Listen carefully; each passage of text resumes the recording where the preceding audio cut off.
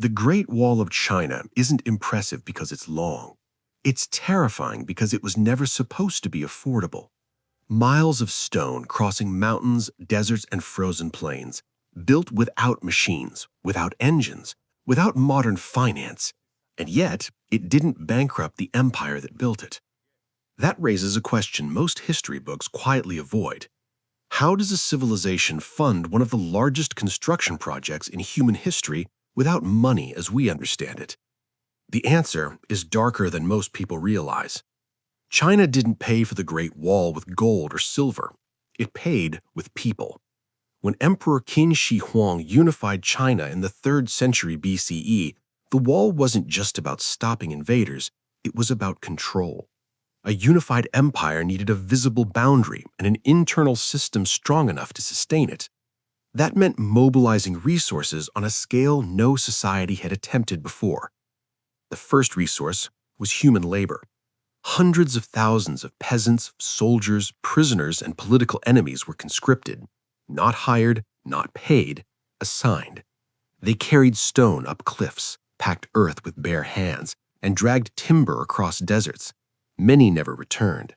Death from hunger, exposure, disease, and exhaustion was so common that bodies were often buried directly into the wall itself.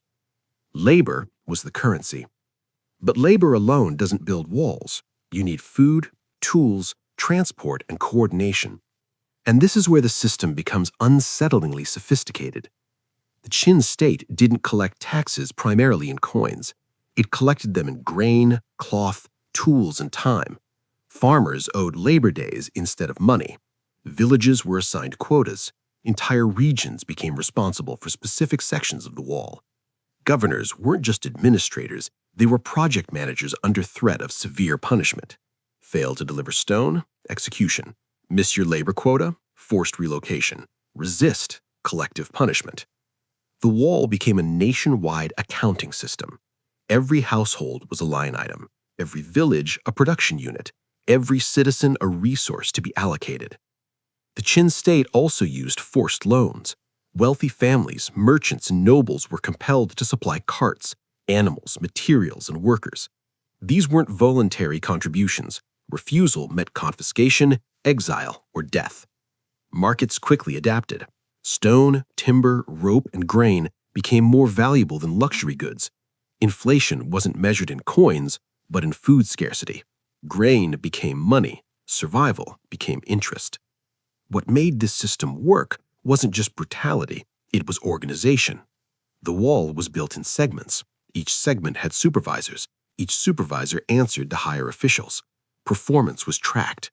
Rewards were minimal but meaningful. Reduced punishment, improved status, sometimes survival. Obedience was incentivized just enough to keep the machine running. The Qin dynasty had turned its population into a living ledger.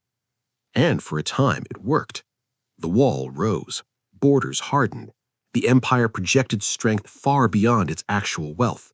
From the outside, it looked unstoppable. From the inside, it was stretched to the breaking point. Fields went unattended. Families were torn apart. Local economies collapsed under the strain. The same system that built the wall also planted the seeds of rebellion.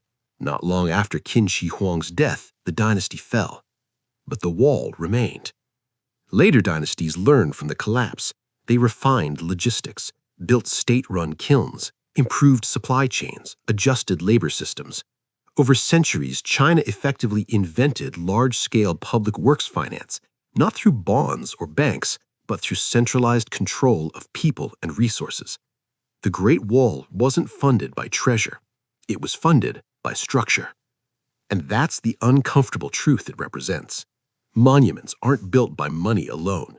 They're built by systems capable of organizing millions of lives toward a single goal, whether those lives consent or not. Every stone in the Great Wall tells that story, not of wealth, but of power.